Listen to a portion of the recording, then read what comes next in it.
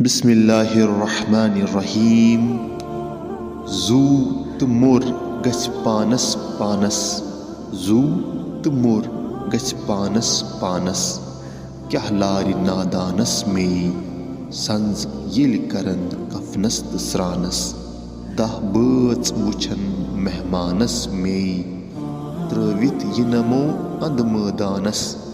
لُکھ گژھن پانس پانس مے أژ در وسنم کُنسٕے جانس. سوٗر کرن پرٛٮ۪تھ استغفانس میں. دوستو، اس کلام میں شیخ العالم شیخ نور الدین نورانی رحمۃ اللہ علیہ فرماتے ہیں کہ جب روح اور جسم کا تمسک یعنی کہ تعلق ختم ہو جائے گا تو یہ دونوں الگ الگ راستوں پہ چلے جائیں گے. ہائی مجھ نادان کو کیا ملے گا جب میری تجہیز و تکفین کا اہتمام کیا جائے گا تو میرے اپنے ہی لوگ میرے ساتھ مہمان جیسا برتاؤ کریں گے.